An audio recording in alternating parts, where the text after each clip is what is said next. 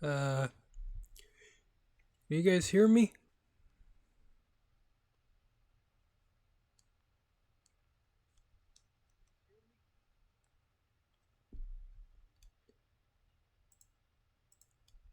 Hopefully my audio is okay.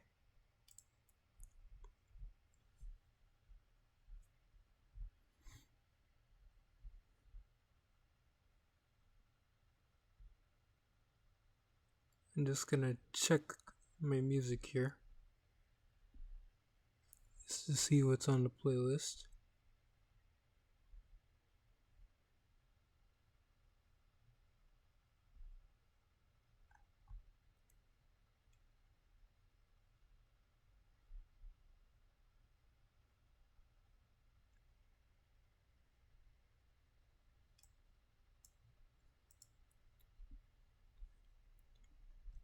I should be good to go.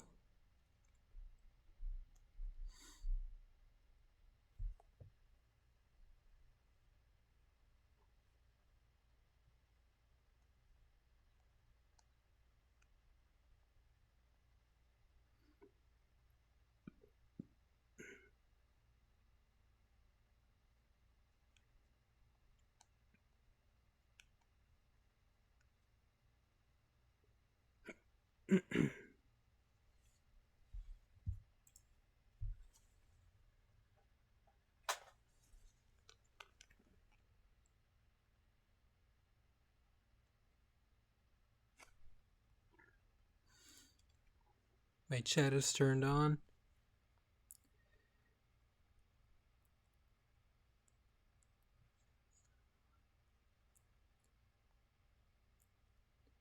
Alright, I think we're good. We should be good.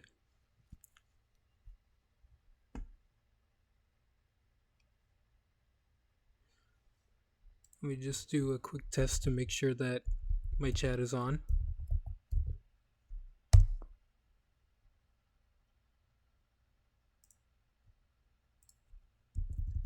Oh, the chat is on. Okay. Hey Josh.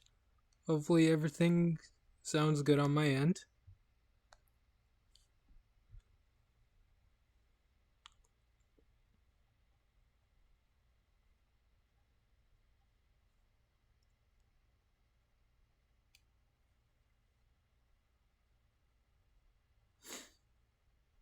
Yeah, either way, let's get started with today's stream.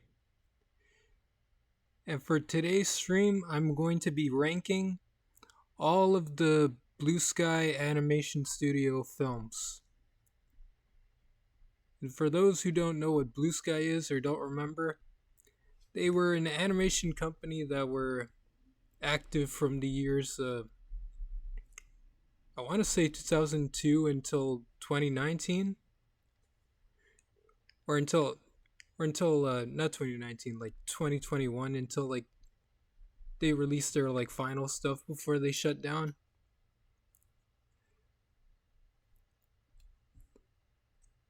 And I'm mostly ranking this studio in particular because it's the only animation studio I can rank without it being dated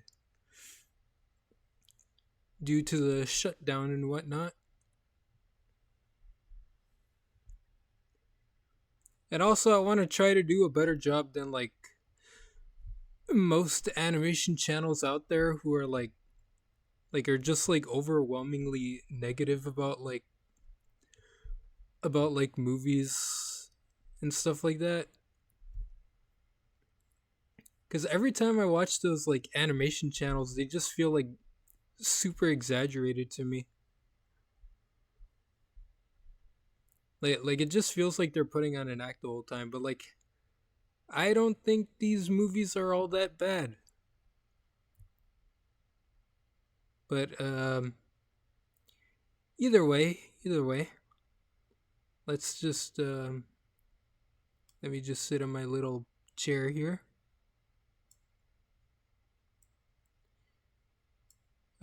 Turn on the tier list. Turn my music back on.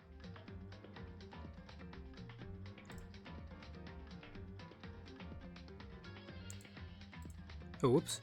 I meant to, okay, turn this off.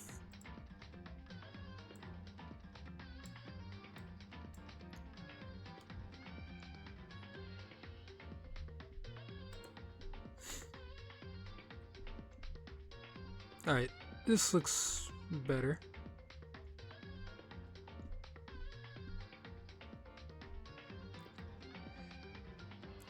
Should I zoom in on it, or does this look fine?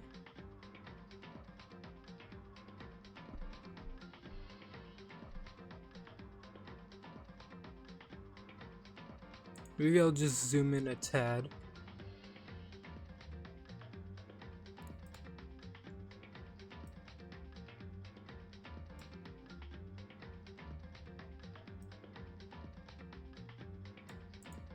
Oh, hold on, transform.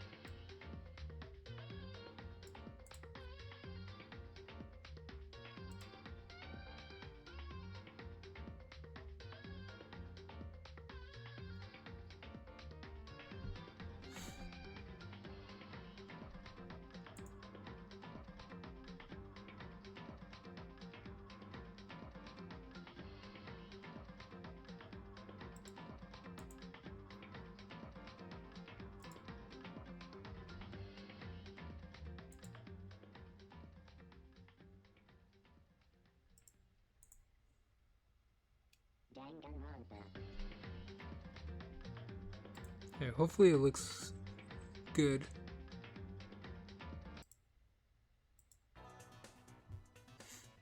Alright, so what I'm first gonna do is I'm gonna talk about the films that I don't have much to say about. I'm gonna do these out of order. And then I'll go on to the series. And then I'll finish off with the ones that I have the most to say about, like the ones that I think deserve to be on the S tier and stuff like that. But yeah, as you can see, Blue Sky Studios has a number of 8 original films, and only 5 of them are sequels.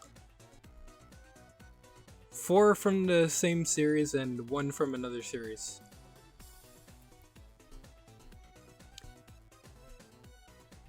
But either way, I think I'm just gonna start off with, yeah, like I said, I'm gonna start off with the ones I don't have much to say about.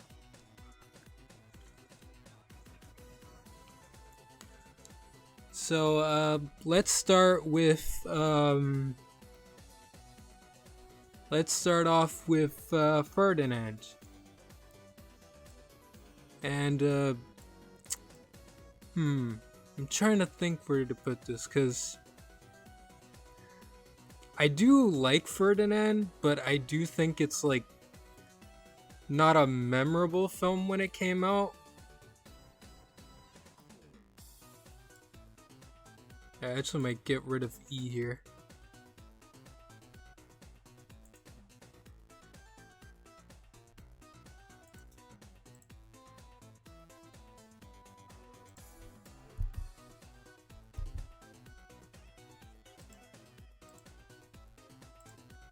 Yeah. So, Ferdinand. It's a movie that like I said, it is a good movie, but I just didn't think it was that memorable. At least when it came out. I didn't hear much people talking about it. And what else was I gonna say? Yeah, it is one of their latest films, or not really latest, but when it came out, it was their latest one. What am I going on about? But yeah, it's It's a movie that stars the Invisible Man, aka John Cena, who plays a bull named Ferdinand, and he doesn't want to fight. He just wants to like smell the flowers and be a pacifist.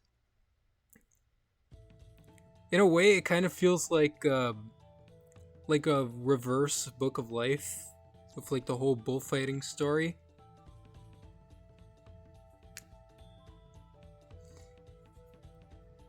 But overall, it is a fun movie for kids. But I just don't think it was a very memorable movie. And it's funny because I actually watched it recently for this review. I've actually seen most of these movies like for the sake of the tier list, at least again, so I can just like get like a better understanding of the movies. But yeah, this was probably, again, it wasn't bad. It was just like the one of the lesser ones that I liked from the studio. But that's not to say that it was like so horrible. What I can say about it is that it's just a fine movie for small kids. But anyway, enough with the rambling.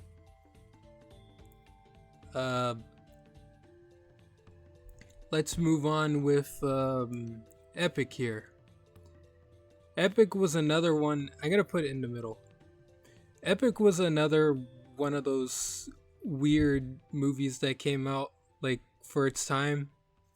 Because much as Ferdinand, like I I think I heard more people talking about Epic more.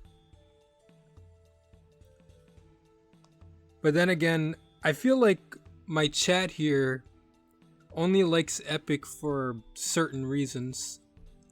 They already know what it is. So that's why I'm putting it in the middle here.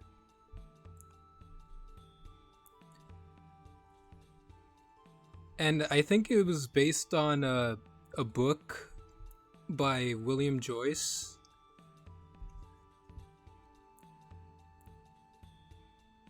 And I think the reason why people thought it wasn't that memorable is because, like, I guess they found it kind of boring. But I didn't think it was boring. I thought it was alright. I liked it enough when it came out.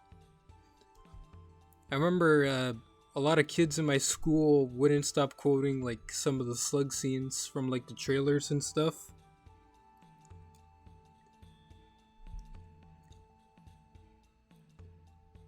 But yeah, I'm gonna put Epic in the middle here because it's not a movie that I hate, but it's also a movie that I extremely love either. But I do think that it was better than Ferdinand here, in my opinion. But with Epic, it's a movie about a girl who finds herself shrunk down in the forest, and she has to like find out about these leaf men that her father has been consistently been talking about.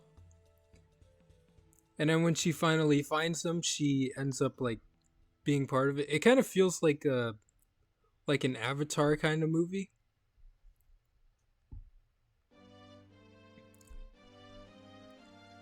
Where like it's a human who becomes part of the forest world or whatever.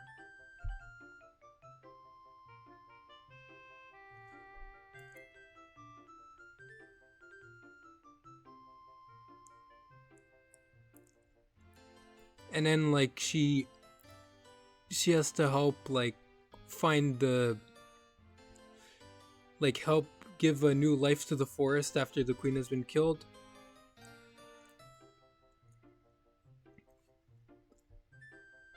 But yeah, either way, I'm gonna leave it at C for now, just because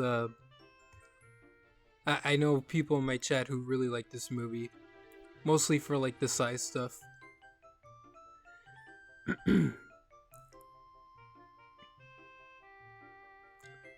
But yeah, let's move on to some of the series now.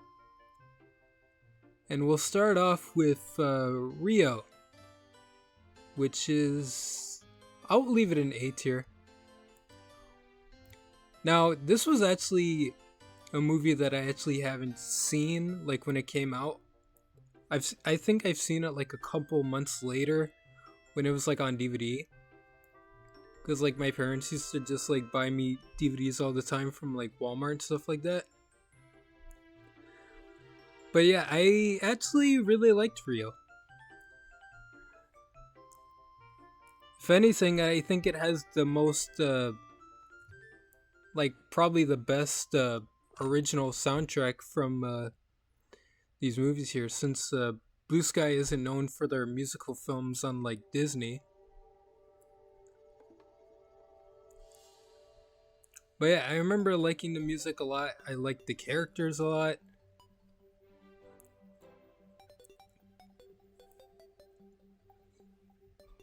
And for those who don't remember, it's about a blue macaw named Blue who unfortunately can't fly, and he's the last of his species. And then he has to go to Brazil because in captivity they also have a female macaw who is the last of their kind. And then they end up getting captured and going through all sorts of adventures through Rio, as well as with lots of colorful characters and with some fun music to go along with it. I actually remember like when my parents bought me the Rio movie, like it was like a special edition, so like it came with the soundtrack as well. And I used to listen to it. I thought it was fun to like play at parties and stuff like that.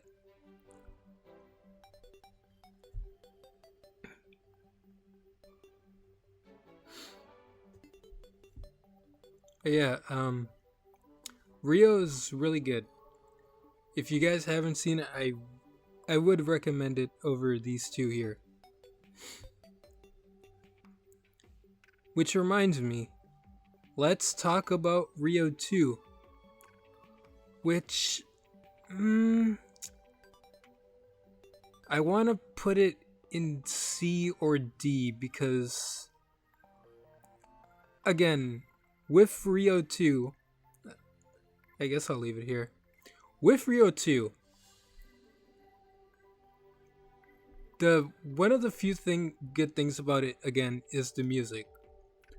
But what I don't like about it is how mean-spirited it feels sometimes. Like, it kind of feels like a step down in a way. But, like, not by much. Like, the story is that Blue and Jewel find out that there are more macaws out there, and they're actually not the last of their kind, so they end up going to the Amazon jungle, which ends up being like which ends up being more than they bargained for. As well as like there's a subplot where there's a villain who's like cutting down the trees. And yeah, he pretty much wants to destroy the rainforest. And the only things that I don't like about this movie is the stuff with Blue's dad, because it does feel like very mean-spirited towards Blue and stuff like that. And especially when Jewel partakes in some of it, like it just feels like it just gets like really like bad from there. But not in a way that's just awful. Like I said, it just feels mean-spirited. I think I said Jewel's dead. Did I say that? If I said Blue's Dad, I'm sorry. I meant to say Jules' Dad. Yeah. It, like I said, I just don't like those parts of the movie. Some of the songs are alright to dance to. Like, they're not as memorable as the first, but they're still fun enough to listen to on their own. And I do think it's actually the one and only Blue Sky movie that actually ended up getting a sequel, unlike Ice Age.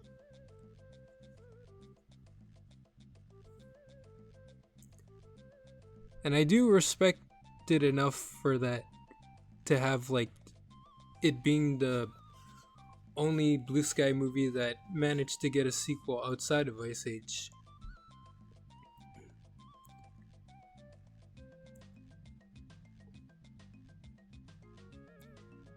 But speaking of Ice Age, let's talk about them. Let's start off with the first one here, which is, I'll leave it in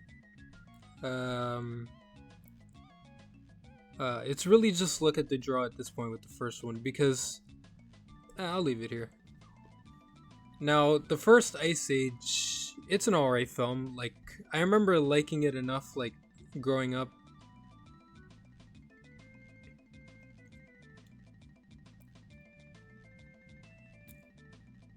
It's a story about, it's pretty much like, in a way, it kind of feels like the first Shrek, where, like, it's about a character who just like wants to like be alone, kind of, but then he ends up running into another misfit who ends up being like the comic relief, kind of like Donkey.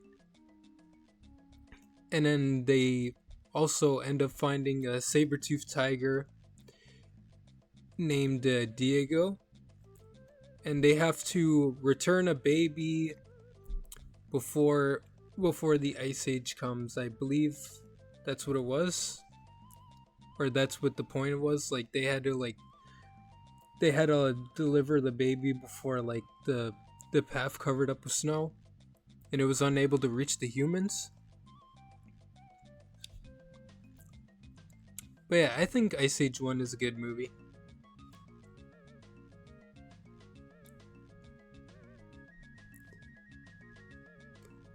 Most of the stuff I liked about the movie was like a lot of the good moments in this movie. It was it kind of felt like the quiet moments were the best parts, and people thought it was gonna be like a silent film, kind of like Dinosaur, where like it shows like the trailer was just like the first like 3 minutes of the movie with the squirrel like trying to get the acorn, and like he ends up breaking everything.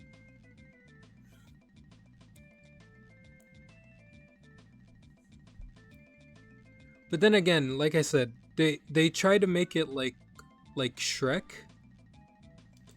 So or not like try to make it in Shrek. It just feels like very similar to the first Shrek in a way.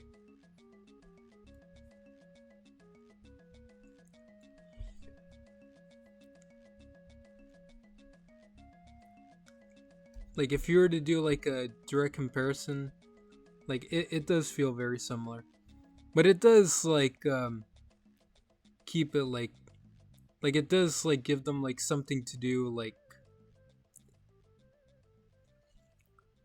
it kind of does have that like kind of vibe where it's like returning the, what do you call it, like with the returning the baby kind of feels like when they're returning Fiona to Farquaad.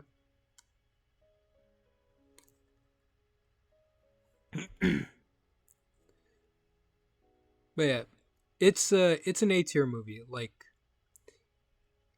I like it enough, but not enough for it to be my favorite.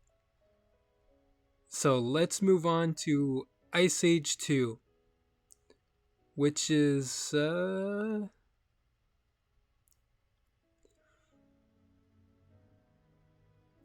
I will put it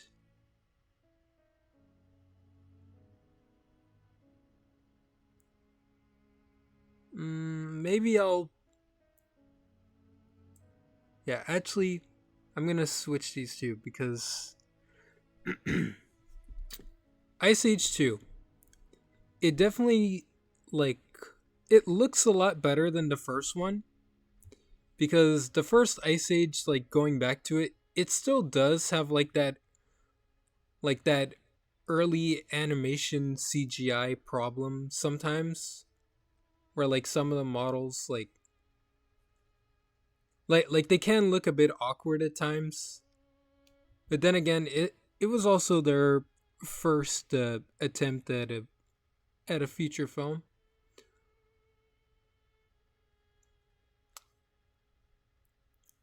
And it still looks good enough for the time, but still like Ice Age 2 does look a lot cleaner in a way. So, Ice Age 2, the plot of the movie is that all of the ice is melting and most of the animals are like taking advantage of the ice melting by like turning it into a water park for the most part until they realize that they're in a big valley that's about to fill up with water. So they have to make it to a big tree, which is kind of like a boat that'll carry them all to safety in case all the ice does melt and ends up being a big flood. And another plot of the movie is that Manny thinks that he's the last mammoth until he comes across Ellie, played by Queen Latifah, who thinks she's a possum, and like it's actually really funny with what they end up doing with that concept. Like you would think that like something like that would get like annoying, I guess, but no, they actually do it like really well. And like even like when she figures out that she isn't a possum, like she actually ends up taking it very well.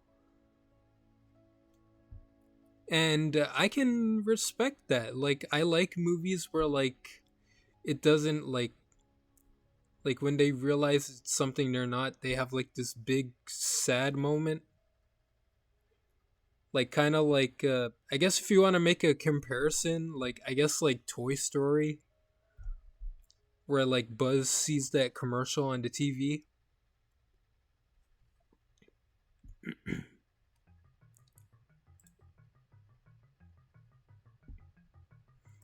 But yeah,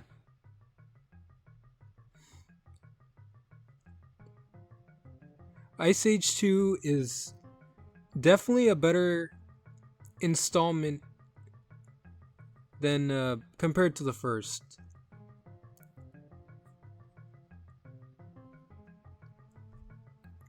Like there is a lot that I like about this movie.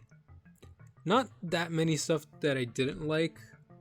I don't even think I could name a thing over the top of my head here, since it has been a while since I've seen it, but I remember it enough to like talk about it.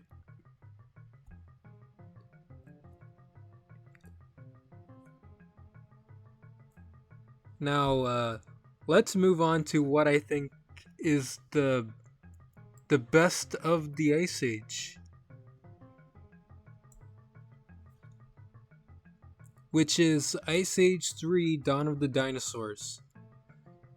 So the plot is in this one is that Manny is getting ready for his newborn baby, and Sid is upset because he feels alone and ends up finding dinosaur eggs in a cave, which end up being little T-Rex babies.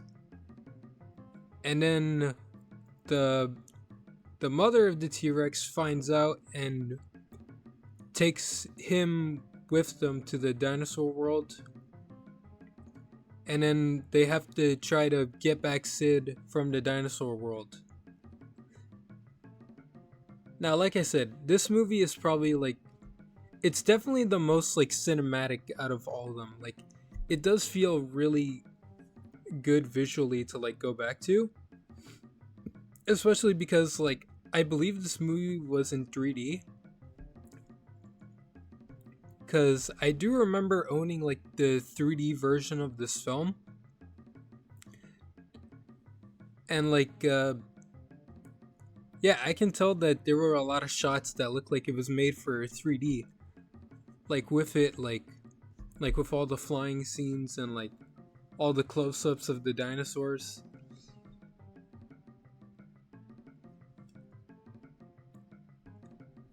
And yeah, I do think it's a really good movie. And of course, they have new characters who come along, like Buck and the girl Scrat that Scrat ends up finding and falling in love with. But then, of course, there's all the stuff with the acorn too.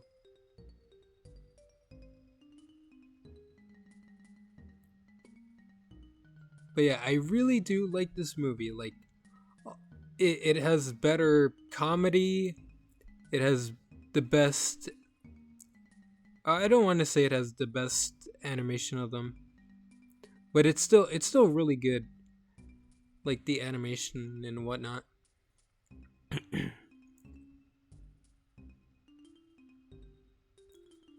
And yeah, I like the new characters. I like the setting of the dinosaur world. I think it looks amazing. And overall, it's just really fun. Like I like it when movies are fun and upbeat, and this movie definitely carries that. And I want to say it's the best of the Ice Age. Which then, of course, we have to talk about the others. Ice Age Continental Drift. I'm going to leave it here. Yes.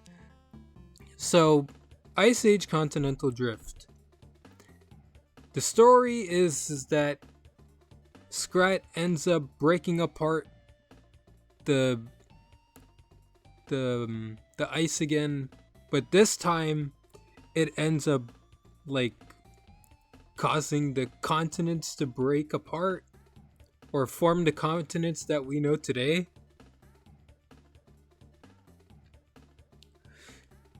But it is like it does feel like a step down from the last installment, because overall I do like some parts in the movie, but like I do feel like it's starting to get weaker overall. Thought you would have ranked it higher because of Peaches. Oh my god. But yeah, yeah, should we talk about that, Josh?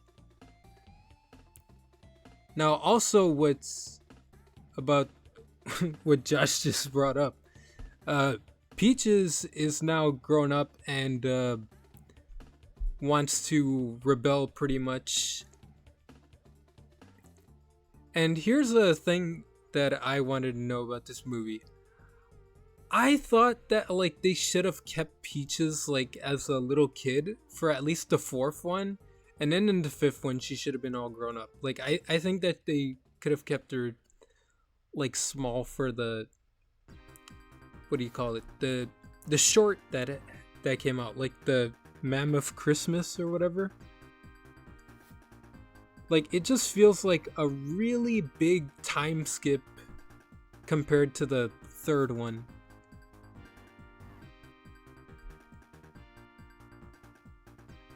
And it's also weird because they don't even like try to make the other characters look older. Like they just kind of like have the same model.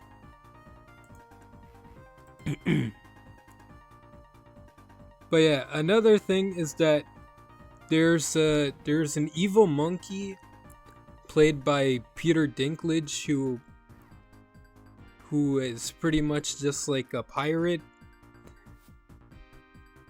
and then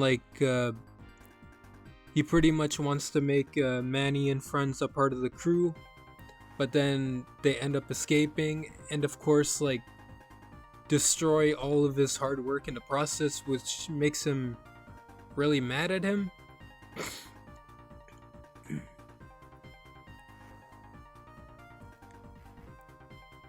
And then of course that ends up with him trying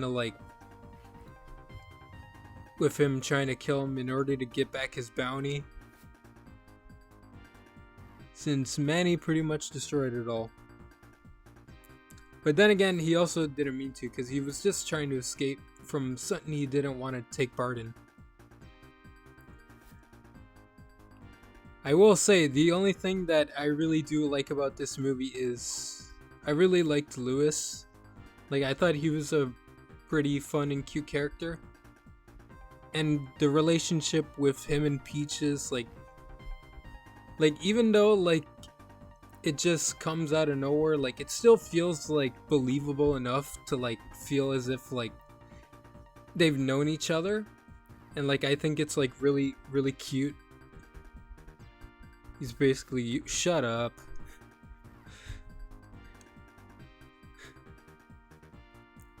I mean, in a way you're not wrong, but shut up.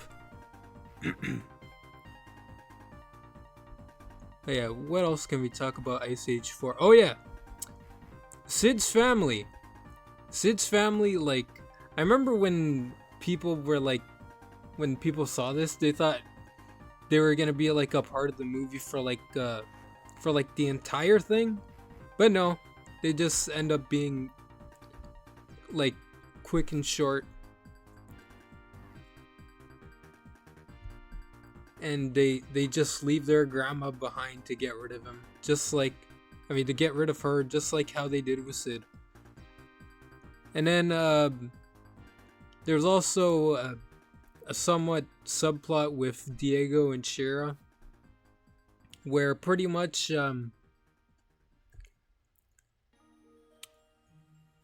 she's trying to hunt him down as well, but then Diego pretty much gets him to join them, because she ends up getting lost at sea and ends up finding them on a raft.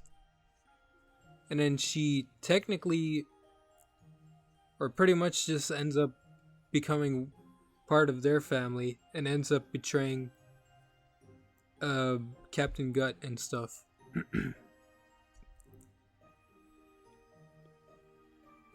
But yeah, I'm gonna leave it in the D tier, because it's not as good as Dawn of the Dinosaurs, since it feels like a step down. So we're gonna leave it at that. And finally, there is Ice Age 5. Ice Age 5. Oh boy, what can we say about this one? So what happens in Ice Age 5 is that Scrat finds a spaceship, which is the same spaceship in the first movie that was blocked in ice, and ends up creating the planets this time, as well as cause a meteor to head towards Earth, and it pretty much means the end of the world for everyone that's down there. Now, the things I do like about this movie is that I like that they bring back the dinosaur world. When I first saw it, that was something that I never thought I'd see again, in a way.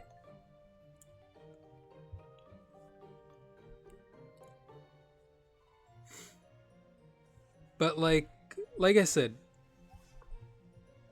the things with the dinosaur world end up being some of the best parts. And not only that, it also returns Buck, which is also one of the best parts of the movie, because like he's just as funny and crazy as he was in the first Ice Age.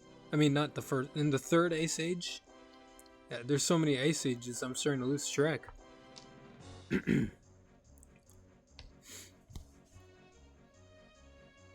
But yeah, he pretty much just ends up stealing the show.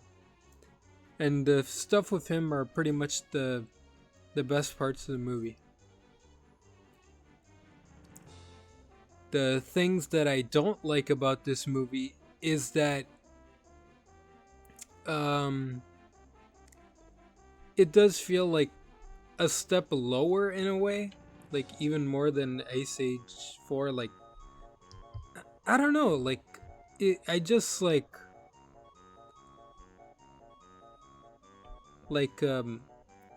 it just felt like this movie didn't need to happen,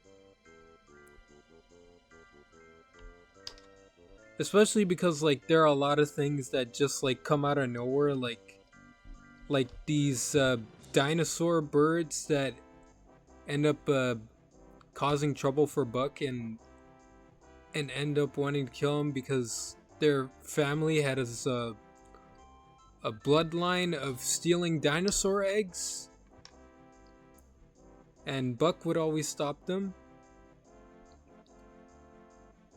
And there's a subplot with Peaches getting married to a character that wasn't even in the last film, who just comes right out of nowhere.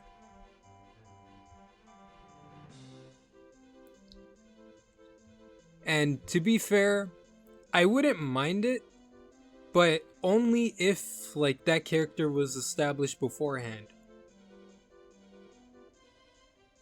One of them is voiced by Ron Swanson. Ron Swanson. That name sounds very familiar. Is that like Joe Swanson? The Dinobots? Dinobird.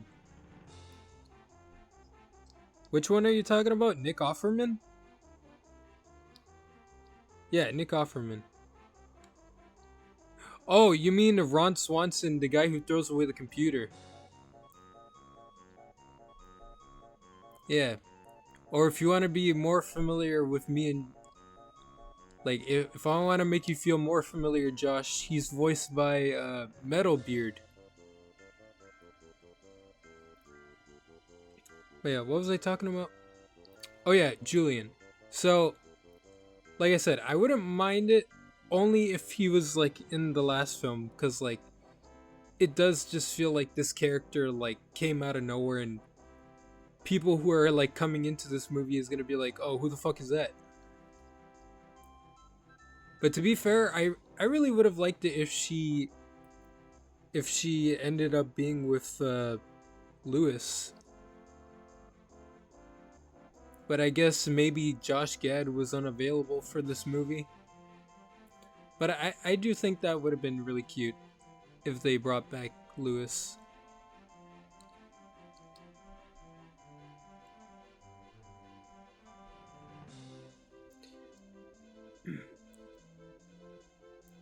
What else can I talk about Ice Age 5? Oh yeah, so pretty much in Ice Age 5, like what happens with Manny and the rest is that Buck tells them that there's a crash site that's affecting the meteor that's about to wipe out the entire species, including the dinosaurs, because going underground won't even save them this time.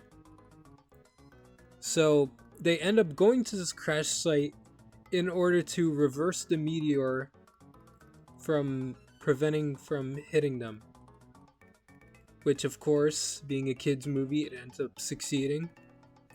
And Sid finds a girlfriend. Yay, Sid finds a girlfriend.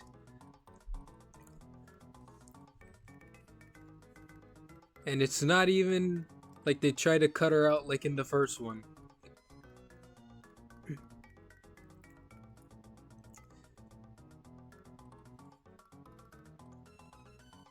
But yeah, I'm glad that overall it did have a happy ending. All I'm gonna say is that don't screw up Ice Age 6 because yes, Ice Age 6 is real and it's happening. And it does lead to my curiosity because I'm like, I wonder how they're gonna end up doing this movie without Blue Sky being on board.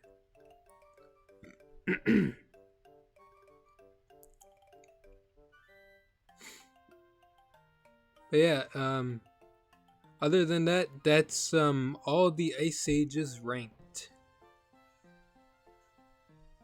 So let's move on to the movies that I have the more opinions on, or the most I have to say about. So let's start off with robots here, which is S. Yes. Robots was one of those weird movies that came out during the mid 2000s.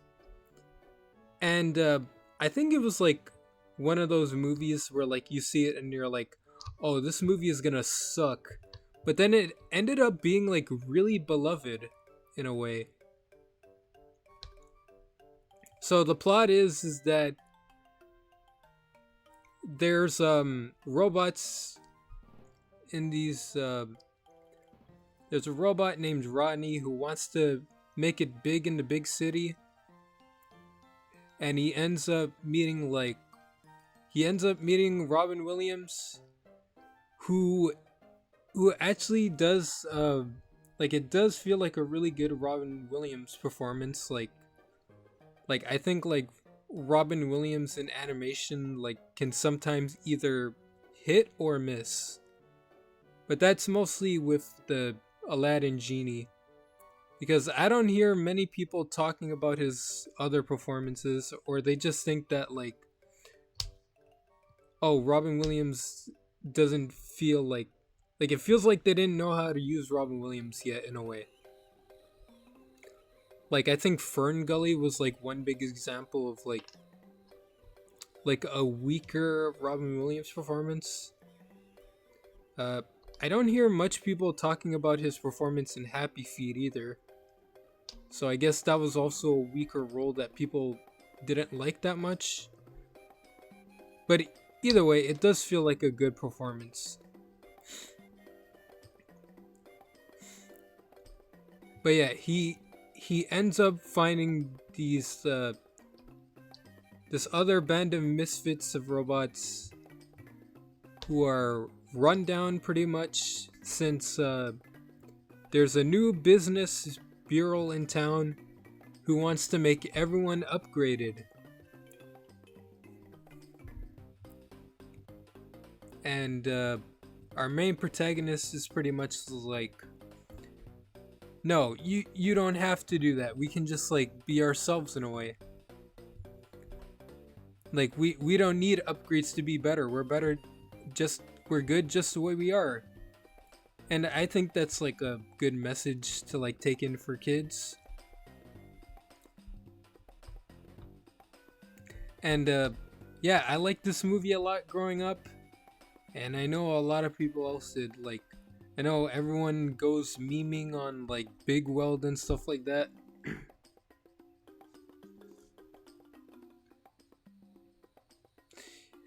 And it definitely has like it does have like more to the world to understand, unlike let's say like Cars, because like I know Cars like has like questions that shouldn't be answered in a way. But at least with robots it makes sense with like how the robots world work, like with how the robots are made. Like they have like parts for the robots, and like what they eat, like what they do, what they're designed for, and like what stuff comes with them. Like it is like a really good like subtle way of explaining like how seriously you should be taking this.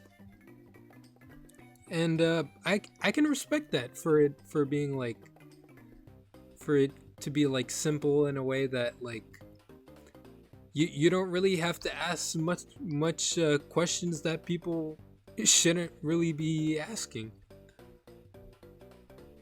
Like it's just easy enough to understand.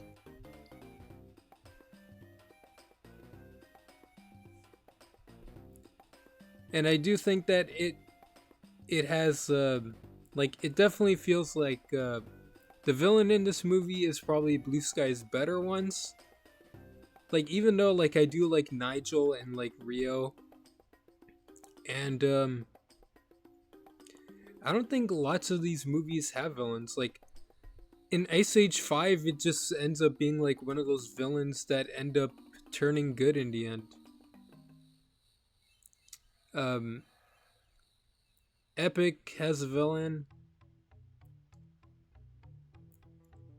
I forgot if Ferdinand has a villain.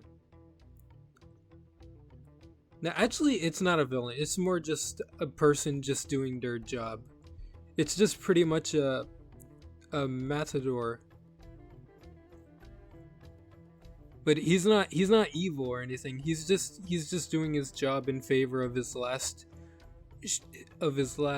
bullfighting show. But with Ice Age, like some of them don't have villains. Like I think the only ones that have villains are like is the first one and the fourth one. But the rest of them are just like predators. Like I remember there was like a prehistoric whale and crocodile in the Donna not Donna in the Meltdown. And in the third one, it was just whatever dinosaurs like came in their way, specifically Rudy.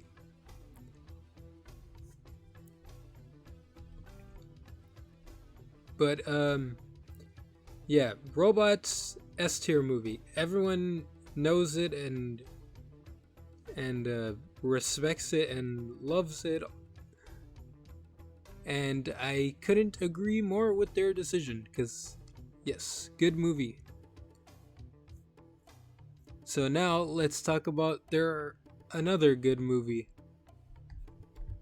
Horton Hears a Who. Horton Hears a Who is S tier. Why? Because I want to say is that it feels like the best Dr. Seuss adaptation, like out of the rest, because the Grinch, like the 2018 Grinch is boring. The Lorax like is just meme material. Like the only one of the few things about it is like the music. Like I do like some of the songs in the Lorax, but other than that, it did feel like kind of eh. And then of course there's the live actions that people are mixed on, because I know that the live action Grinch had mixed reviews. Everyone I know loves it, and sometimes I just can't help but wonder why. Not to say that it's bad, but it just feels like, I don't know, it just feels like weird at times. Or like not as memorable as the cartoon one. Of course I'm talking about the old cartoon one, not the new one. But yeah, I will say that it is a better adaptation compared to the rest. And it's actually another movie that people don't really seem to talk about, and I don't know why. Because like it does do a really good job of making it faithful to the original Dr. Seuss book, where like, you know, it shows him like finding the speck, him like losing it in the field and whatnot.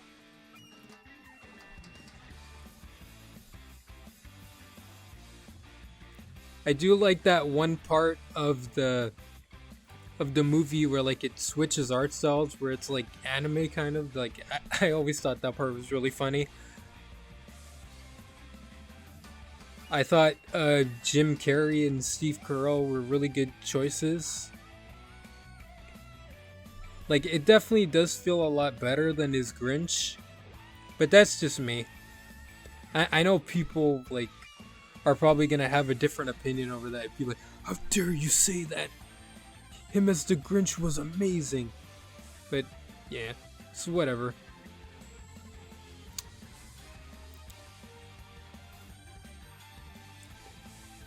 But yeah, I do think that like it's really good, and like even though like what is it like the stuff with the Karen kangaroo, as we're gonna call her, like those stuff were like you can understand why she was like upset and whatnot, like why she thought like Horton was pretty much like, you know, like poisoning the minds of like the children and stuff like that. Like it's understandable, but then again, like at the end she does like end up having a heart, and like I did find that part like really cute, where like she even gave it like a little umbrella so like it can get to Mount Newell safely. And I also remember like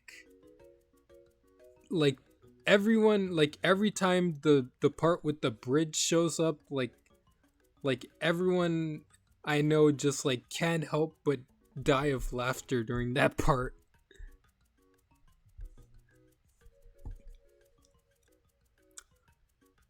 But yeah, I will say really good adaptation, like, which it really makes me wonder like why the Dr. Seuss movies like haven't stick to the studio, because like I feel like trusting them with Illumination, like what do you say,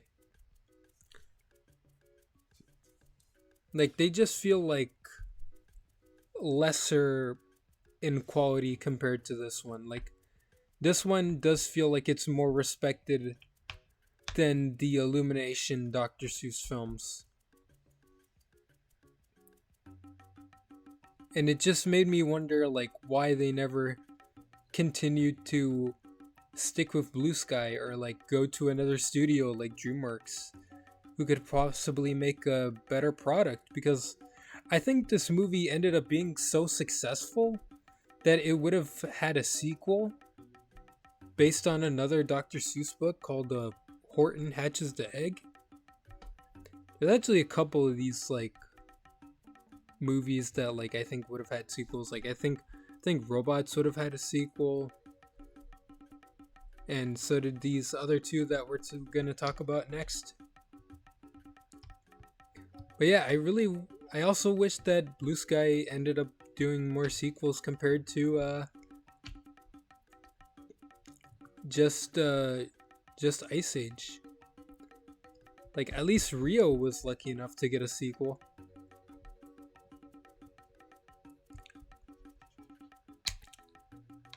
But yeah, let's talk about the next film here. The Peanuts movie is an S tier, because again, it does feel like a really good, faithful adaptation to its IP, to the source material of Peanuts. Like everyone loves it, everyone respects it, everyone says it's the best Blue Sky movie there is. And yeah, I agree. Like it is a really like heartwarming movie that doesn't rely on like any big name voice actors other than the kid from Stranger Things playing Charlie Brown.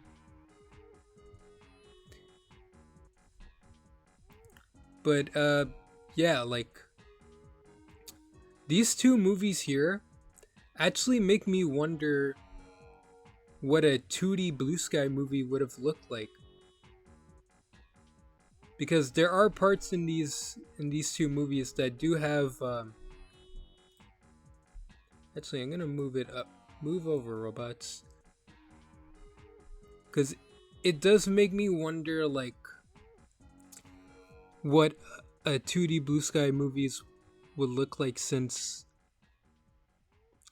Disney has a load of 2D movies. I think DreamWorks has a couple 2D films.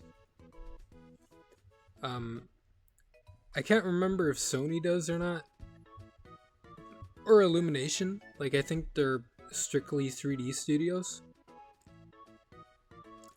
But yeah, Peanuts is a really heartwarming movie.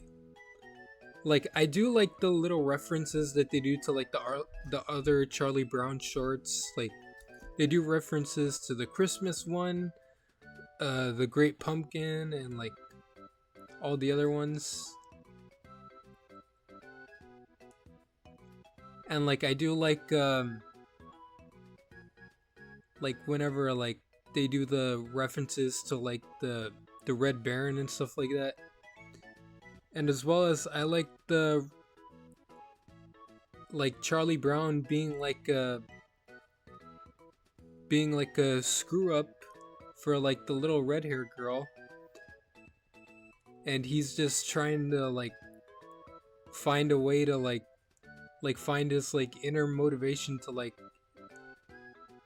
talk with her and stuff like that. And even the parts where like he does like admit that he messes up, like he takes it like very seriously. Like I think like it should be like really respected for that, because it's not a lot of thing that kids do, and I think that kids should really like take from it. Like they should really learn to like deal with their responsibilities, even though they will know the punishment of what will come of it. Like that one part where like it admits that Charlie Brown isn't the smartest kid in his class, and it ends up being Peppermint Patty's paper, I think.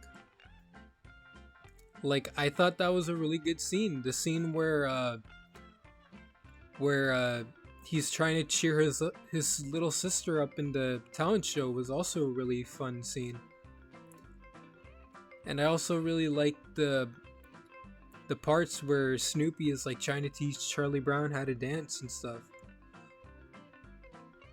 Like, this movie, I will say, like, it is the well respected of the Blue Sky movies for good reasons, and like I respect it well enough, but it's not enough to be my favorite Blue Sky movie. My favorite Blue Sky movie is Spies in Disguise.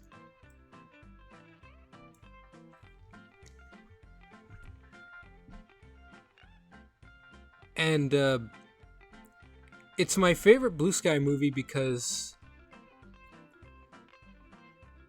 it feels like a really good sign off to the Blue Sky Studios. So I think it was actually like one of those movies where again, people thought it was gonna suck but ended up being really good. Because the trailers, like with the spy stuff, like people are like, oh yes, this looks so awesome. But then he gets turned into a pigeon. Not a pickle, a pigeon. So,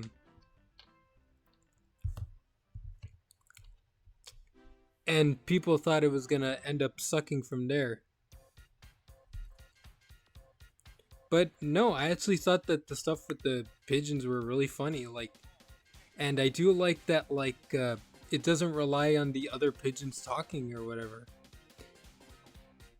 Like, for comedy, like, they keep the other pigeons mute. And that, like, I will say that that's pretty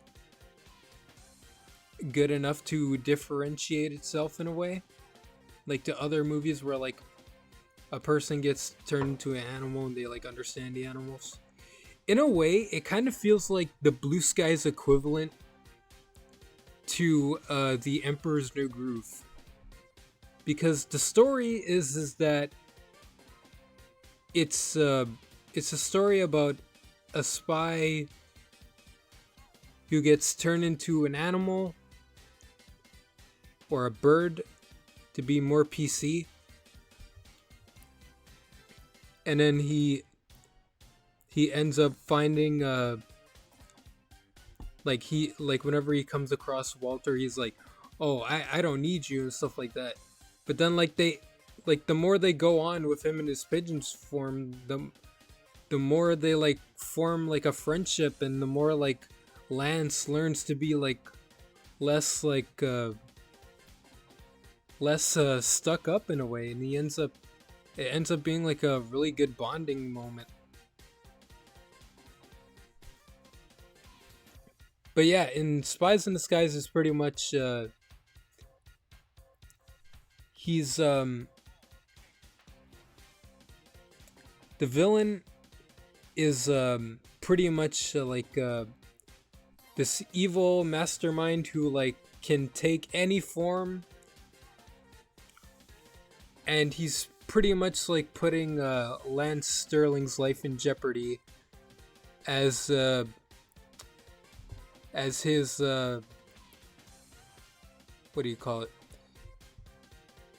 His agency starts to like ask questions like why he's doing these certain stuff, but it ends up being like the villain disguised as Lance, like, and like they make of course like they make references to like Scooby-Doo about it.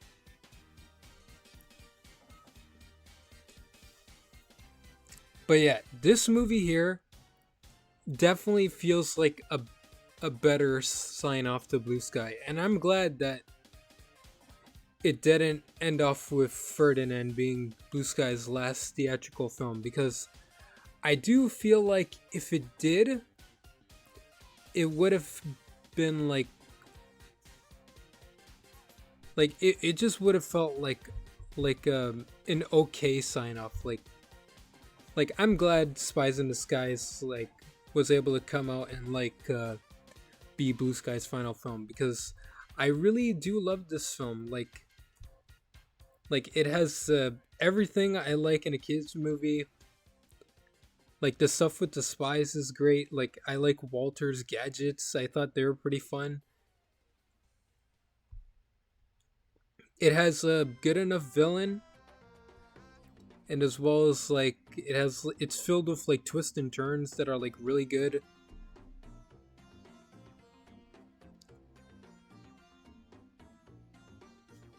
Even though it does feel very similar to The Emperor's New Groove, it still feels like much like condensed in a way, or like different enough for it to be like not the same, because Lance actually does end up turning human like midway through the movie, not like straight at the end, like, because they do figure out what the issue was with him or with the antidote before, because they got the DNA from a girl pigeon, and then it shows Lance as a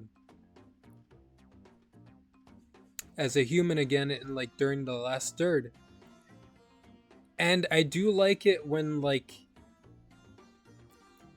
he takes responsibility, and the part where like he actually turns back into a pigeon in order to save Walter. Like that was like a really good moment.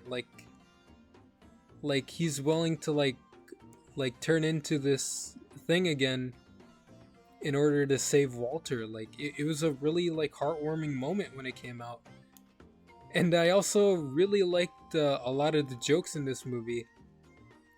Like there's one part in the movie where like it shows like this like sumo wrestler where like, and then like he ends up getting turned into jello, and like everyone in the theater was like laughing their heads off at that. And then I also really like laughed my head off where when they're trying to escape, and then like it ends up failing, and then all you just hear is like a censored bleep like coming out of Lance's mouth, like as if he said fuck. Like, and it just really made me laugh because that was not on my bingo card to hear coming from a kids movie. But then I think since then, like some movies like tried to copy it. Like I think Puss in Boots also did the censored bleeps.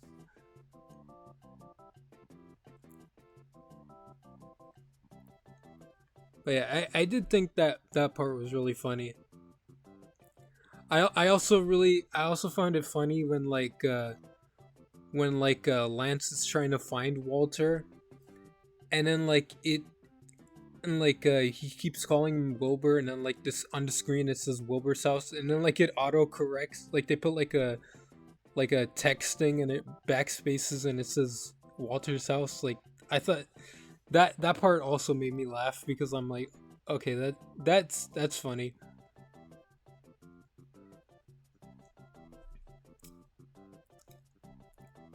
But yeah, to me, I think that it was personally the best Blue Sky movie in my opinion. And yeah, I think I'm happy with this tier list.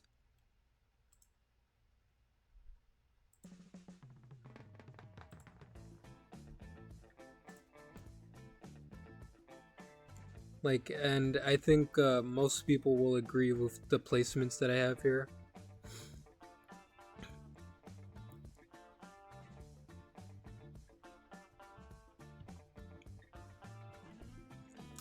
But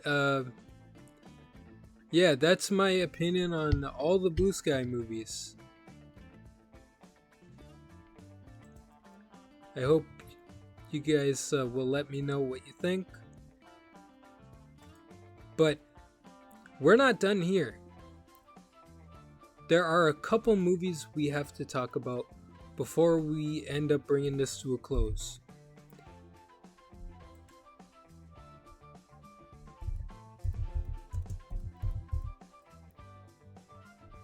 Mainly just two.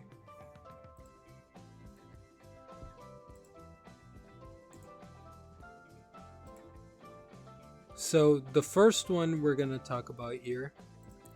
Let me just load it up.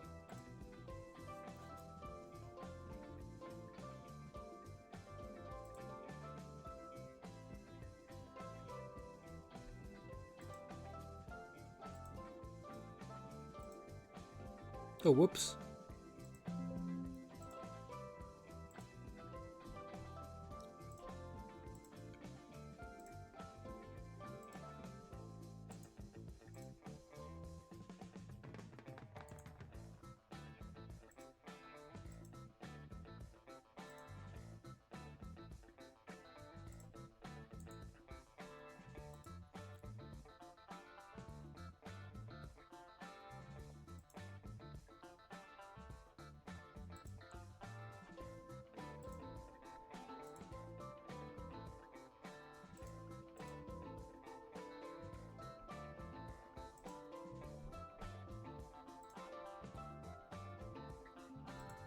Alright, here's the first one we're gonna talk about.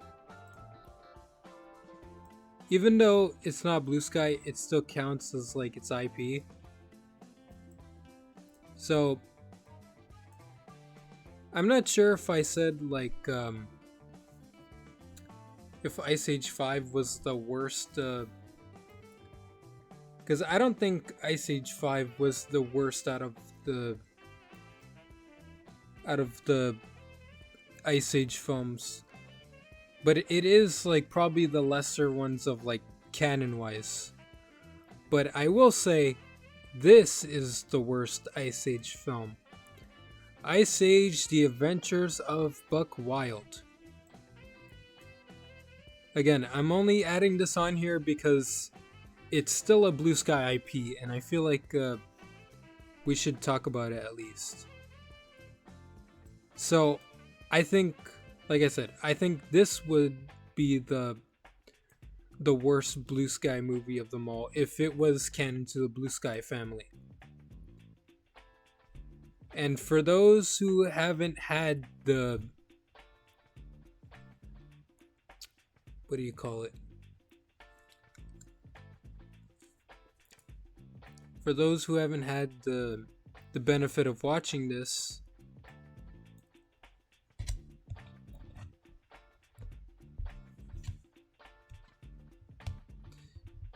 I envy you guys.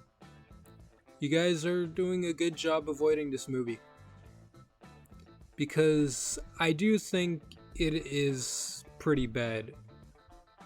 Like, it had nothing going for it. Like, I think I was even like falling asleep towards the end of it.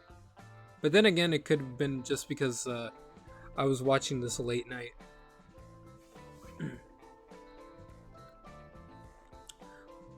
But yeah, I had the misfortune of watching this. But that was only because I wanted to talk about it for the sake of this tier list, or this, to the sake of this video, stream, or whatever you want to call it. So pretty much the plot of this movie is that Crash and Eddie are always tired of screwing up, and they leave the herd to have their own adventures in the dinosaur world, because like I said, they're tired of screwing everything up, and they want to just leave home.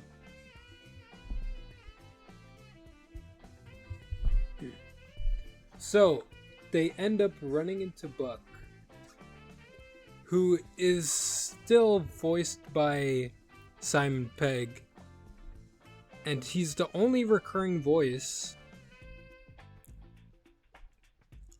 in this film. But some of the voices aren't too bad. Like, I think the guy who's portraying Ray Romano like sounds identical enough. Same with Diego. But Sid sounds awful. Like, it's like really, really bad and really noticeable.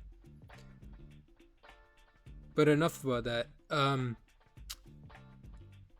There's also a subplot in this movie where it's about an evil Triceratops who used to be a part of Buck's crew, but then, like, I think he ended up abandoning him, I think. Which then ended up causing him to have an injury in his brain, I think. He's pretty much a big brain dinosaur, but he's also a no brain dinosaur because he's not memorable, to say the least. There's also this new Zorilla character, which makes me wonder, like it was a weird like animal to pick, because those animals are still around today. Like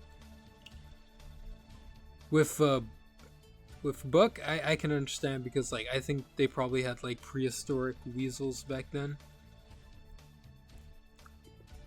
But the fact that she straight up says that she's a Zorilla just makes it feel like it feels like it's more into these times, because like a Zorilla is just pretty much like it's just pretty much an African skunk-like creature, like, and like that's like her main joke, is that like her main joke is either that she farts a lot when she's nervous, or Crash and Eddie are trying to figure out what Z stands for in her name.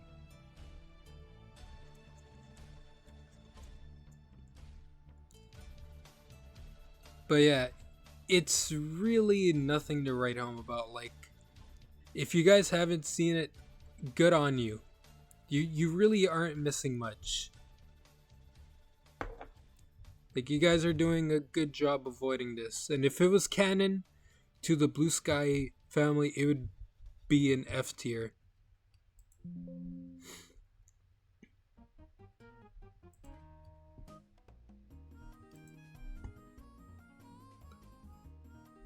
like I'm trying to be nice here, but like there's really nothing to like talk about with it. Like it just didn't feel memorable enough to like say good things about it.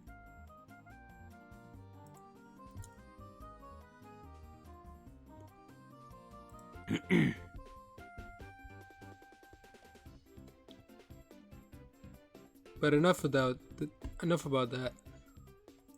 Let's talk about one final movie,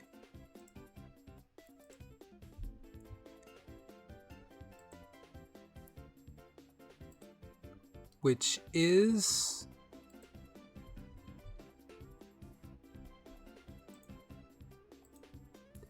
Nimona. Let's talk about Nimona.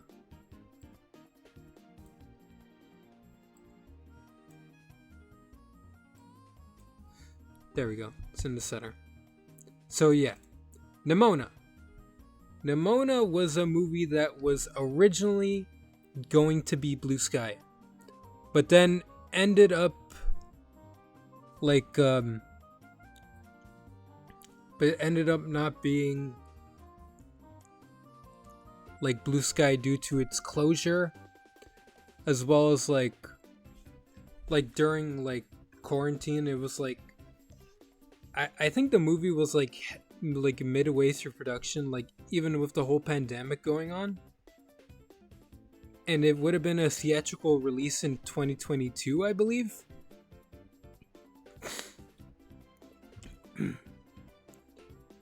But yeah, if this was canon to the Blue Sky family, I would put it on the S tier.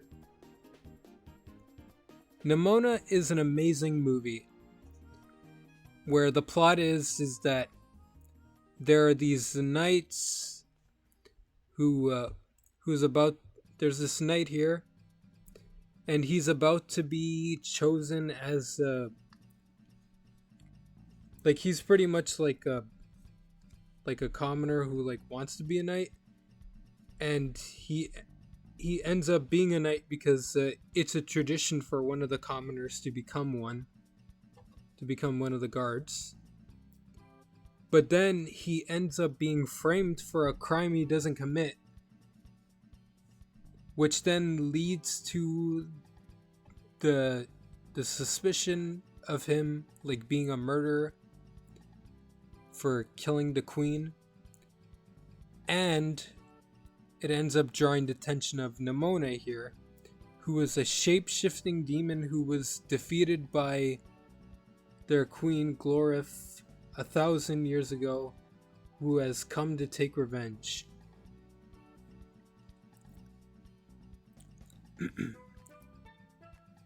But what ends up happening is that she ends up befriending Ballister because she thinks he's evil, and pretty much like the movie just goes like batshit insane from that moment forward. Like especially like when they're outrunning the guards and she starts like turning into like all these animals in order to escape.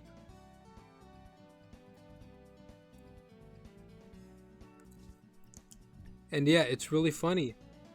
One thing about this movie that I also really respect about it is how good it portrays the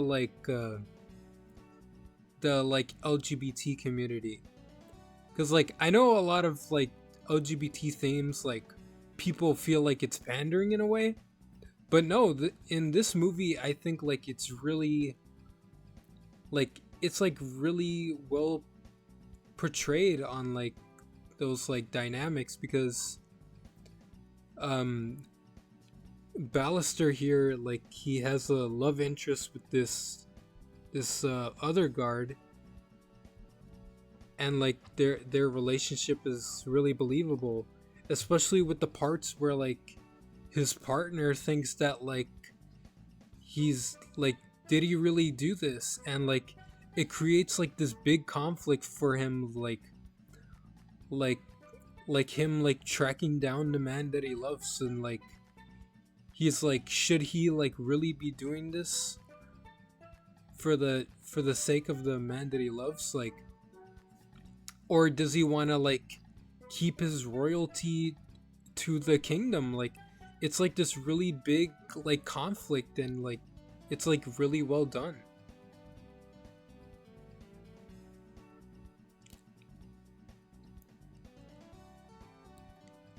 Like it doesn't feel pandering at all. Like it's really like well done. I'm sorry if I'm repeating myself, but I just think that the portrayal is really good, and as well as like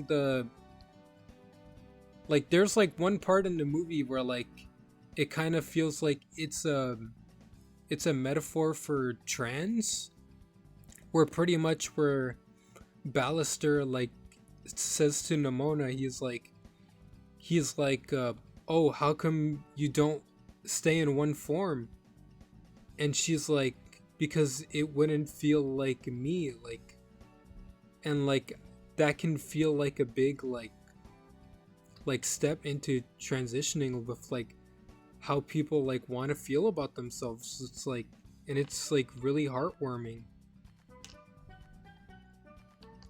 Like this movie would have really saved Blue Sky if it came out, because of how well it was received by Netflix, and the whole like communities and like online, because like I think this was like a web comic from like the 2010s era.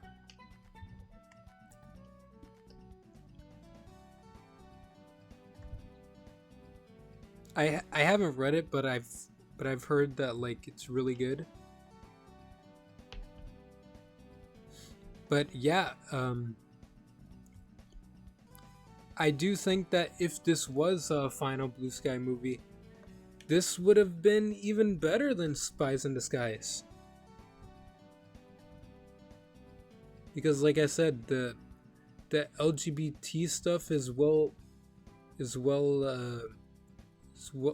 done, and as well as like it has like this like interesting art style where it's like kind of like Spider-Verse in a way, but it's like it does have like Blue Sky's like art style. Like you could still tell it was Blue Sky, because like it still kind of has like the art style of like Rio, like in the faces and stuff like that. They still look like the humans from Rio, or in Spies in Disguise.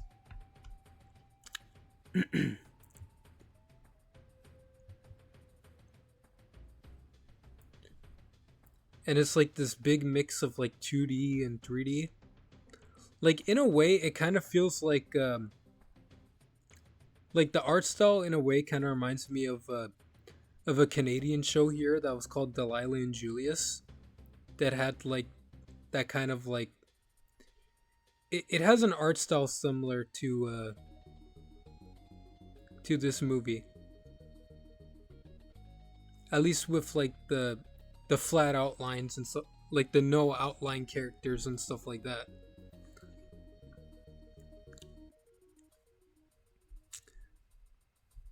But yeah, overall, Nimona is a really good movie, and if you guys haven't seen it yet, I would highly recommend it, because I do feel like this is a really well done film, and it was a film that refused to see, or it was a film that refused to die in a way. Like it wanted to see the light of day, and we eventually end up getting it. So yeah, even though it's not Blue Sky, it's still well enough that we talk about it, since it would have been a Blue Sky movie.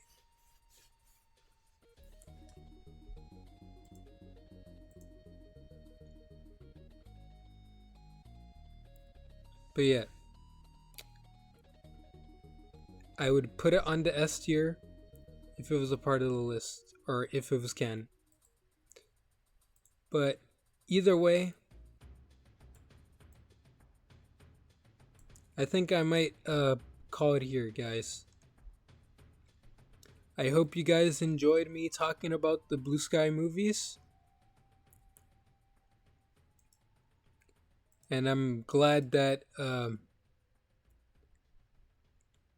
it's an animation studio where I don't have to make more than one video, like, because like I feel like if I were to do like with Disney, I still have a lot of catching up to do.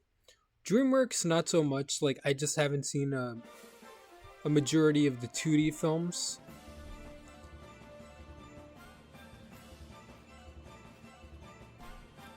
But it's not too much. Like, they still have a small amount of films. Like, they're not like Disney who had films like ever since like the 1920s or 30s. And that could be a lot to go through.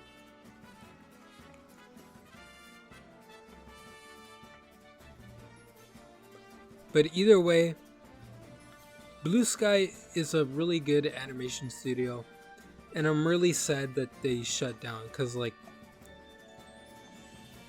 I want to say they were like my third favorite animation company. Like even though they don't release films like every year, they were still one that like I looked forward to seeing new films from them because they they were really intriguing, or at least most of them were that weren't Ice Age. Because like I feel like whenever people saw like Ice Age trailers in the theaters, they probably just rolled their eyes at it.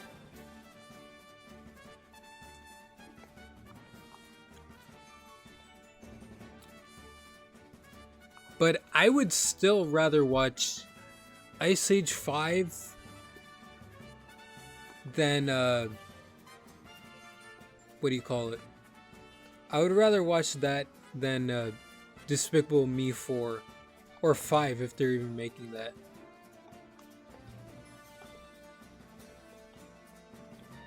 It wouldn't surprise me if Illumination does Despicable Me 5. But yeah, all I'm asking is to don't mess up Ice Age 6 because like even though I did see the announcement for it, it's still like I know a lot of people are complaining about it, but hear me out. A lot of animated films that have been coming out recently ended up being really beloved. So there's a possibility that Ice Age 6 could be the one that saves it. Like who knows, maybe it could have the Puss in Boots Last Wish effect where like it's a sequel that ended up being really beloved. Even though the first Puss in Boots wasn't really well received or talked about it at the time. But yeah, there's always that chance, and I'm always gonna like look on the bright side of things. Just so I don't sound like as negative as like other animation reviewers, because I know like there's obviously like Mr. Enner and like Shay Frillis, Saber Spark, all those people who just sound like really negative most of the time. And it does sound like they don't know what they're talking about half the time. Like they just seem like they don't like know to like how to enjoy movies in a way where it's like, dude, it's just a movie. You don't have to get like so angry about it. Like even when I was talking about Ice Age Buck Wild, like I will admit it was a like it is a bad movie, but I'm not gonna go on like a whole tangent about like making like a 30-minute negative video on like the decline of like its quality or whatever. I just think it wasn't good, and that's it. Like we should just like move on. Like I don't need to go into like full detail on like stuff that's everything bad about it. But yeah, either way, Let me know what you guys think of my opinions on these in the comments. And if you guys have different opinions, we can talk about it in the comments when this playback gets uploaded to YouTube. So either way, thanks for joining me, and I will sign off for the night. Have a good night, everyone. See ya.